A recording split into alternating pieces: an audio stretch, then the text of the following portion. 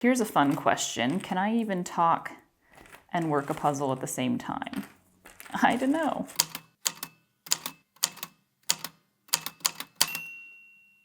So I thought we could do something a little bit different today. I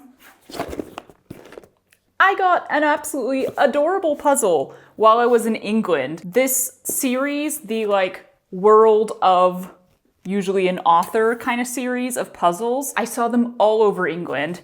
Maybe they're sold in America too, but I haven't seen them here. So pretty, I could not resist the Jane Austen one. Even though really, I'm not a puzzle person. I don't think I've worked a puzzle since my childhood.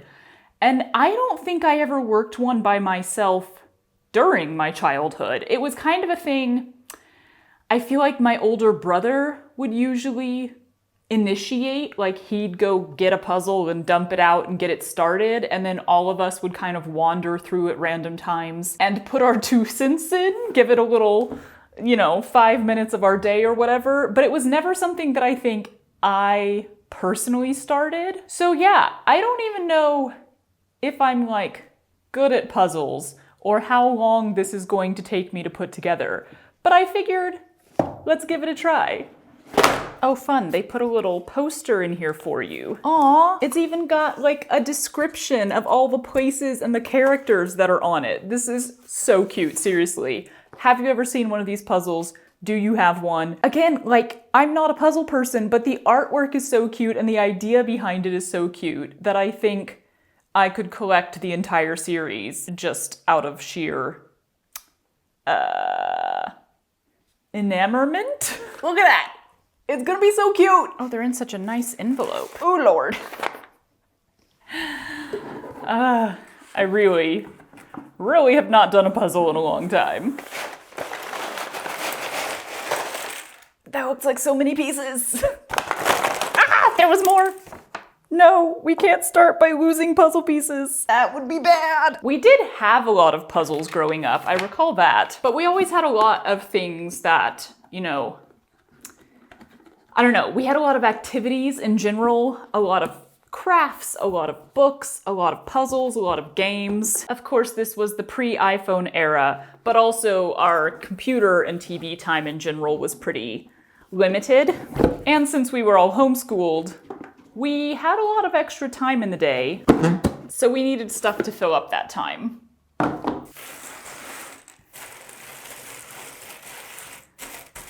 This is delightful though. I'm enjoying the thought of this. I know you start by turning all the pieces over. There's a few connected ones in here, and I'm gonna disconnect them because that feels like cheating. Turn the pieces over, look for the corners and the edges. Separate those out. Logic person's guide to puzzles. I do remember this one puzzle that we had growing up that was my favorite, even though I don't think I ever still did it by myself. That it was, a maze, like a hedge maze looking down from above, and it came in different sections, or it came as a whole, but you could build it in different sections, like each little area of the hedge maze, and then you could actually put the areas together. You could put all these little sections together in different ways. They would fit, but there was only one proper way to put the whole puzzle together where you could work the hedge maze and get to the other side, which is a very, very clever thing. And it was also one of those beautiful artwork. It was really cleverly done and there were lots of little details in each section. It was just a lot of fun. But yeah, I don't think I ever did it on my own. Again, I think it was my older brother who was good at puzzles. He always had sort of the puzzling brain. So I do not know how well this will go, and I don't know if I'll finish this puzzle while filming this video. It might be here for the next 2 weeks. But the reason that this video is a little bit different, if you haven't guessed already, is that I'm not gonna story tell in this one, or I'm not going to scripted story tell. I kind of created this channel mainly to have a place to share my stories, my written things. But I also created it to just be a random spot to share and to do weird things and to experiment. So we're starting that. We're starting that already. Scripted stories will be back, but I wanted to start playing around, doing some different things. So today we're just gonna chat off script. But sort of an obvious thing to chat about off script is scripting itself. How about an unscripted chat on scripting? The irony is that that line was still scripted, except not written down. This is the thing. Why do I script my videos? Why do I script the stories that I tell? Maybe you didn't know I script them, but I think it's fairly obvious. So if you didn't know, surprise, they're all scripted, of course. And honestly,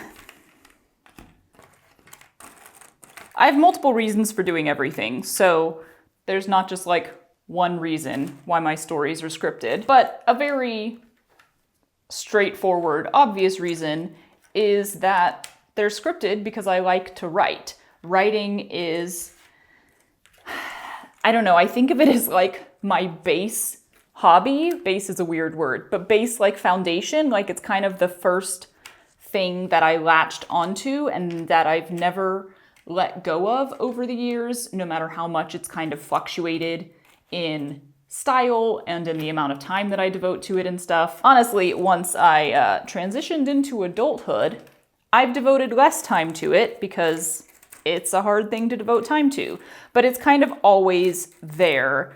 I started writing fictional stories when I was maybe 8, something like that. I wanted to write novels first, and I did. I actually did write a few novels, but I wrote short stories and novelettes in there as well. And then in college, I started writing plays because I was in theater, so of course, why not write plays? Was not as good at that.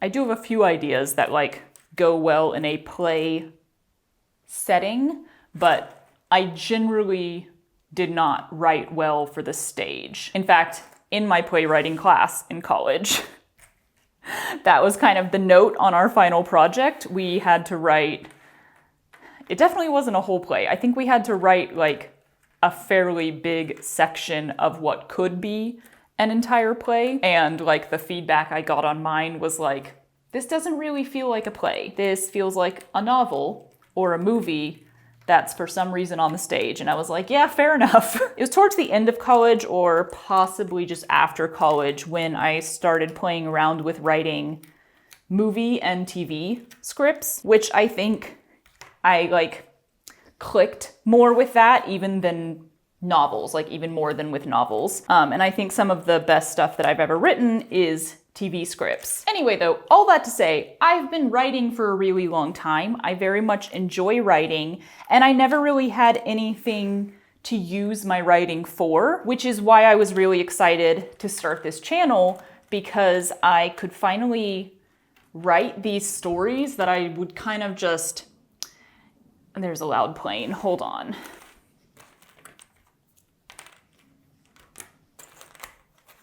I would either just let them play in my head and never do anything with it, or I would like write them in my journal or something. Because I never really considered the possibility of telling personal stories as opposed to fictional stories. I always focused on writing fiction. That was always the thing. Honestly, I think that's because I started writing so young and I found my own life to be incredibly boring when I was a kid, which is possibly why I ran around doing all sorts of non-boring stuff in my 20s, trying to make up for time. This is lightly making me nervous, talking without a script. I'm trying to keep track of like what I've said and if I'm going on tangents, and it's taking some brain power. Why is it taking so long to turn over puzzle pieces?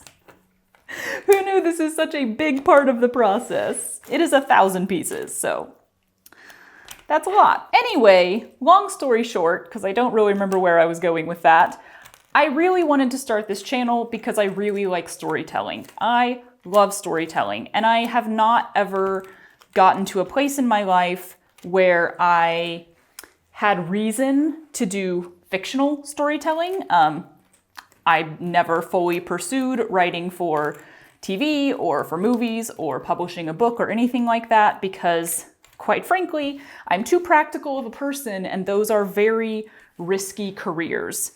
she says, as she is now a YouTuber. But they're pretty risky careers. So I never fully allowed myself to pursue any form of career that involved fictional storytelling. I didn't really pursue a career that involved non-fictional storytelling. I just kind of fell into it. And now I'm like, well, here we go. I have a place. I can finally tell stories. And I think for some people, telling a story is automatically an unscripted thing. Like, there's different forms of storytellers out there, which I find fascinating.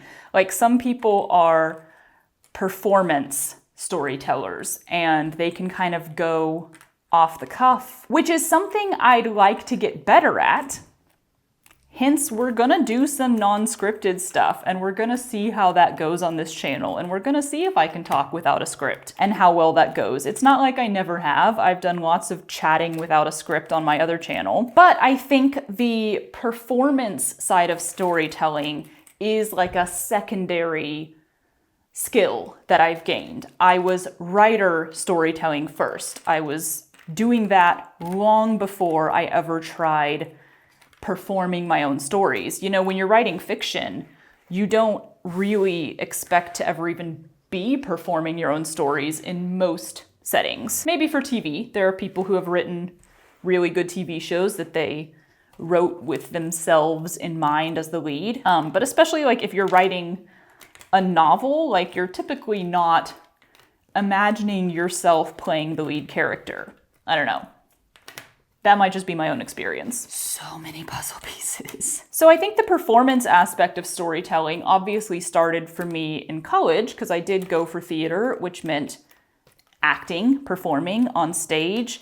I pretty much immediately realized when I got to college that I was not going to have a career as an actor, because again, impractical career choice. It's too risky. Also, the life of auditioning and being rejected constantly was one I inherently knew I would not be good at. But I did realize kind of towards the end of college, when it was a little too late, like I'd kind of already decided acting was not going to work out for me.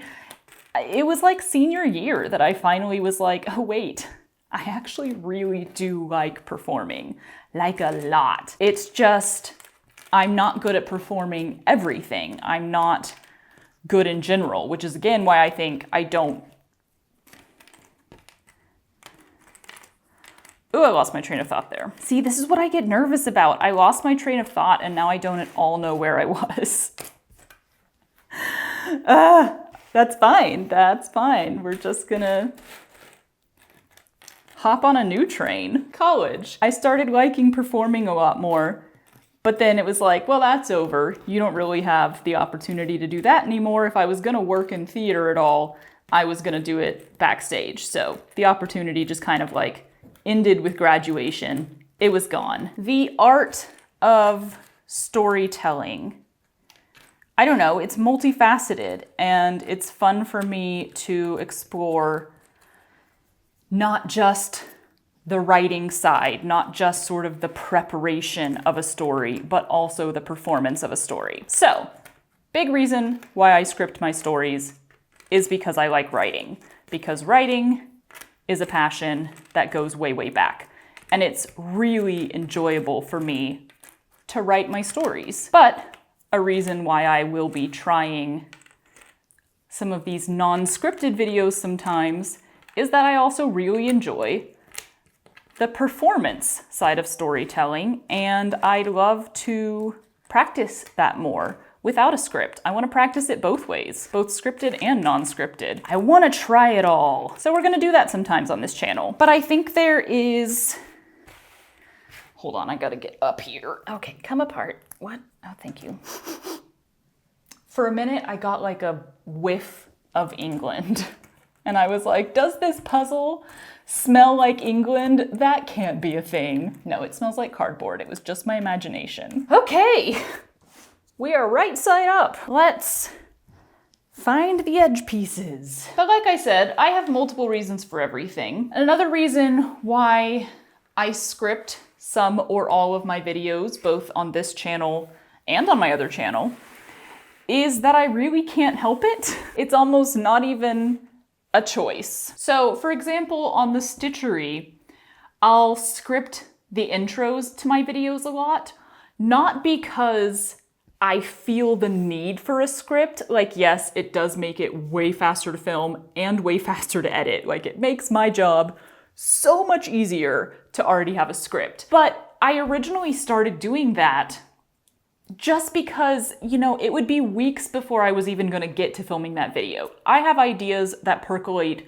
for months, sometimes for years, before I can actually get around to doing that project and doing the video for it. And sometime in that amount of time, when it's just turning over in my brain, I will very often, usually while either in the shower or driving, start doing the intro in my head. I'll start filming the video in my head.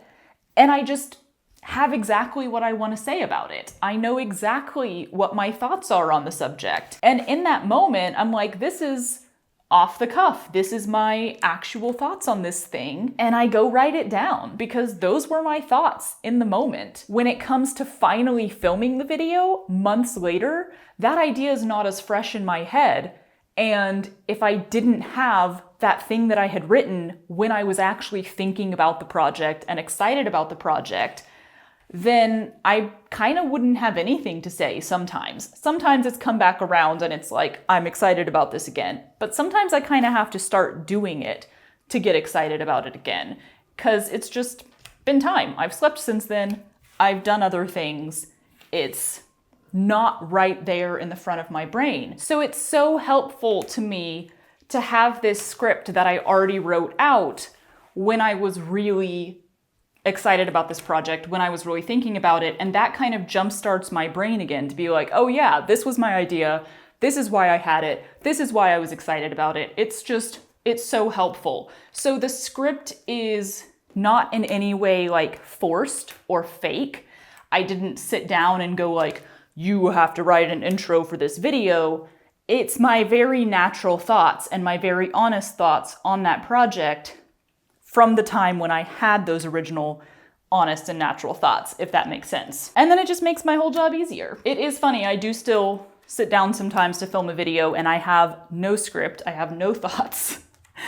And there's just so much of me being like, what are words? Why am I doing this? How do I put words together? Which is, again, why I like to practice more being off script. And of course, I'm never fully scripted for those entire videos because I'm making something and I have no idea where it's gonna go. So as soon as the actual thing starts, as soon as I actually start doing something, I'm like, you're on your own now. But when it comes to the stories on this channel, it's just me telling a story start to finish. So the entire thing is scripted, of course. I sat down weeks, if not months in advance when this thought, this story, this idea was fresh in my brain, and I wrote out the whole thing. And then usually I've gone back and edited the thing multiple times. What was my point? Scripting. Scripting is unavoidable for me. And this is why, because my brain is constantly scripting things without me choosing to. So the stories on this channel are usually things that I started telling to myself in the shower or while I'm driving, or sometimes, you know, while I'm sitting there sewing and it's just kind of boring. While walking the puppy in the morning now, which I've started doing really consistently, and I don't take music or anything, I don't listen to anything. So that's a time when my brain will very naturally start telling myself a story about myself, about my thoughts, or something that's happened in the past. It just happens. I just start scripting in my head. And this is, I think, a really, a fairly common thing for some people. I don't want to say it specifically for neurodivergent people because I genuinely don't know, but I do think it is a common trait of neurodivergence, is that we script things. We plan out things that we're going to say in advance. I have scripted in my brain answers to questions that I could not possibly be asked anytime soon.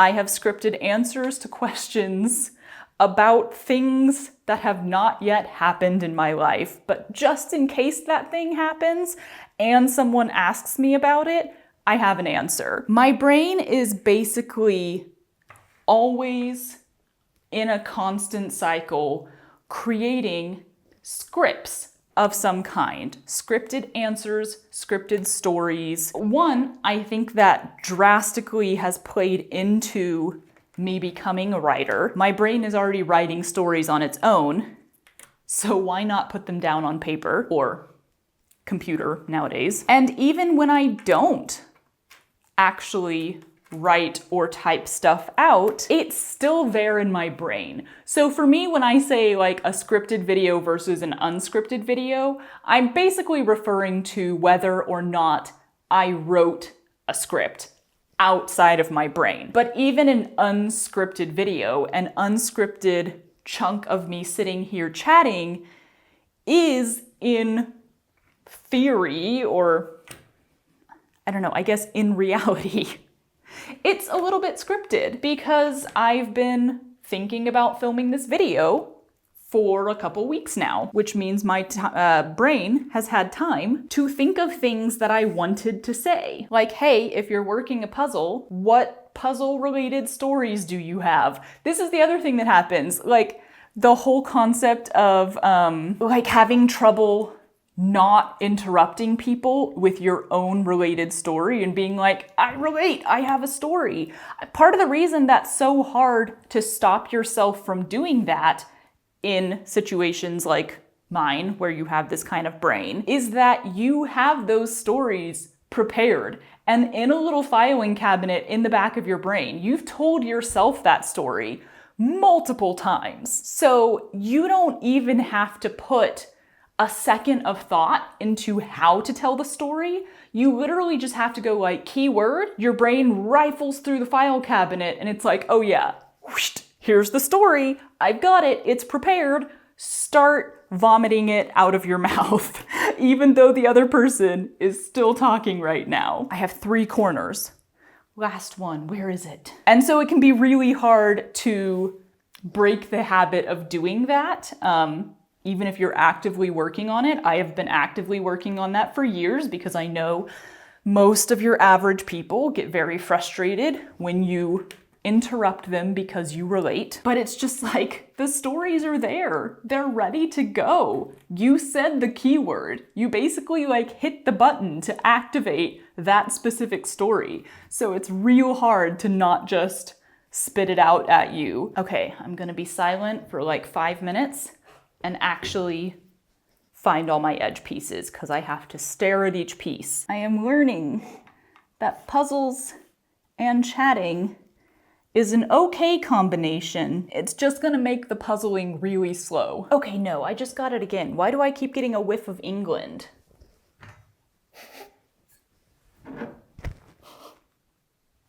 I think it's because there's a candle over here.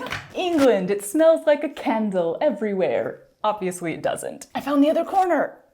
We have all 4 corners now. That's a good start. Also, it's getting hot in here because despite it being October, it is 95 degrees outside. Woo! Southern California, y'all. I might have gotten all the edge pieces. Maybe. Now that doesn't look like very much. Sky, water. So that's a bit of insight into what happens behind the scenes here. I feel like it's always a little bit weird to talk about the behind the scenes of YouTube because at this point, I think not enough people do, quite frankly. And that's not to say that anyone has to, but I think because YouTube comes across as so much more real, you know, this is not scripted television in most cases, people forget that it is in many cases becoming scripted television. We now have large-scale production companies who operate on YouTube and are doing scripted, prepared, performance-based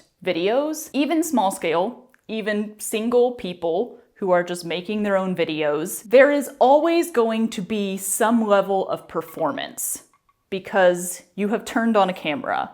Unless you don't know you're being filmed, which would be really weird, probably a little illegal. It's very likely that there is some level of performance happening just because you know that a camera is on. And how noticeable or natural that performance is very much going to vary from person to person and from situation to situation, and whether it's scripted or unscripted plays into that. But it is always a performance on some level. First pieces put together. And I think it's good for us to be aware of that, because I think it's very good for all of us to remember that the people we watch online are real people. They're not characters in most cases. I don't know, everything's on YouTube nowadays, so maybe there are things where somebody's playing a character. But you get my point. Like, we are real people and we are multifaceted, and there is way more to us than whatever you see on a camera and whatever you see in a video, because no videos are long enough to actually fully encapsulate all of a human being. It is not possible. Oh, there's two different boats. Little boat, big boat. But see, this is where I feel weird with not scripting, is I'm like, did I have a point? Did I actually make that point? I don't remember. And this is why, like, I will absolutely continue to tell scripted stories on here. There are things I'd love to talk about that I would not do unscripted because they are too complex or too nuanced of issues or stories, and I would not ever want to risk forgetting to say a certain thing or saying something in a way that doesn't come across right. Like, one of the things that I am having to accept, and everyone who does YouTube kind of has to accept, is that people will always misinterpret what you say. On some level, some person is going to misinterpret it. No matter how clear you are, no matter how careful you are with how you say it, people are always going to hear your words through their own lens. And sometimes they're not listening with their whole self, which is totally fine. Whatever. I am perfectly fine with being background noise to keep you company while you're doing stuff. That is 100% okay with me. So maybe like somebody just doesn't hear one sentence and that completely changes the meaning of what you said, or that just creates a different perspective for them, and you can't control that. That's the thing, is there are certain stories from my life or certain issues that I like to talk about that I absolutely would not do unscripted, because I do want to be as careful as possible. I want to do my due diligence to make sure that I am saying things and sharing things in as correct a way as possible. But at that same time, I have to still recognize that, like, people are still going to misinterpret it. They're still going to take their own perspective from what I said. And like, it doesn't matter. It doesn't matter how carefully I scripted it. Someone will take away from it something that I did not actually mean, or that is not actually true. And that's not always in like a really bad way. Like, this has already happened. I've put out how many videos so far, and it has already happened. I've already gotten comments where I'm like, that's not what I meant, or that's not what I actually said from my perspective. And it's usually like, it's fine. It's fine. This is another thing that can be kind of difficult for me, for my brain. And this is a really good, like, getting over it practice. Do those fit together or those don't fit together? It again can be a common thing to really care about being properly understood, and therefore being very, very detailed or oversharing. Like, that's a common thing. How many of us relate? A lot of us, I'm sure. And it's just something that you do not have control of when you share your own stories and your own opinions on the internet. You cannot ever make sure that you are perfectly understood in the way that you want it to be. And that's been a really interesting journey to go on. It will continue to be a very interesting journey to go on, and I'm sure I will talk about it in the future, maybe after I've been doing this channel a little bit longer, because it definitely does apply more to this channel than to the other one, just because, I mean, I share quite a bit on the other one as well, but this channel is kind of just me sharing what's happening here. Where is this fish's head? And where is this fish's head? Oh, there's a fish's head. Am I missing some edge pieces? I'm pretty sure I am. How big is this thing? I think it is bigger than I was thinking. Oh, I think we're just missing one piece, and then we have the entire bottom edge. It's this one. Boom! No, stay connected, please. We have one edge. That took like an hour. I don't think I'm gonna finish this puzzle in this video, or today, or possibly even this week. I better not do any sewing projects anytime soon. This is my cutting out fabric table. I did enjoy that though. I think I might be a little bit of a puzzler. Probably not like an intense puzzler who's gonna try to do it as fast as possible or work the hardest puzzles in the world. Let me know if you want more unscripted puzzling videos or other stuff. All right, I had to take a break because it was getting really hot in here. And also, my mic died. But I got the whole frame done, woo! Yeah, it's nice to find something non-screen dependent that gives you little dopamine hits. And I must admit, this is doing it. When you get the little pieces to actually fit together, it's like, boom, just a little spark. I don't think this is gonna be super hard to do actually, because there's so many details. I feel like I can go through and kind of start with the ones that most obviously go together. I'm definitely not gonna finish it in this video. Let's be real, we're gonna wrap this up right now. But how long do I think this will take me? I don't know. Couple days? Or if we wanna go hour-wise rather than days, 6 to 8 hours. Thanks for keeping me company. I hope I could keep you company while you were doing whatever it is you were doing. And I'm already getting distracted by these puzzle pieces. I found wheels and I want to put the wheels together, so I'm gonna go. So a little update. It's the next day and I'm done. Ta-da! I think my 6 to 8 hour estimate was shockingly accurate, but those 6 to 8 hours just happened to all fall within 24 hours. Come here. Hi. So yeah, I guess I really am a puzzler or a puzzle lover, which, like, why would that be surprising to me? It's slow, it's quiet, it's methodical, it's a great solo activity. These are all the things that I love. But I found it really addicting. Like, I had work to do. I walked away to go do work, and then every time I would walk past this, I was like, let me just put on like 1 or 2 more pieces. And then an hour later, I would still be standing here, hunched over this thing, having not moved or thought about anything else.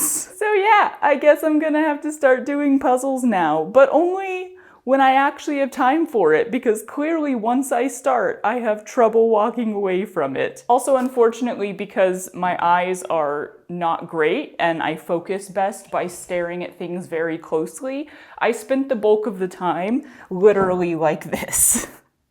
Probably not great on my back. Hello, you're so stinky. Is it bath time for you? Oh no. Bath time? Oh no. Hello. Oh yeah, it's scratchy time. Oh, burps. What a nice boy. So I guess now it just gets put back in the box. Ah!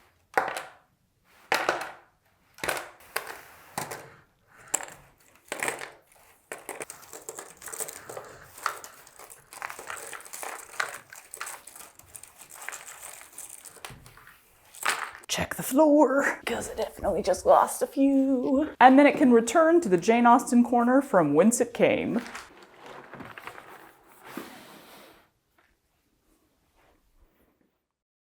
Totes adorbs! What is on this? And why? Oh, there's a poop bag in my pocket. There is also, as always, yard work happening. It is unending here, I kid you not. That's a cool shot. Horse's legs. That's a big fishy boy. Did I just spit water out here? Oh, it's because you frickin' put them the wrong way. What is even happening here?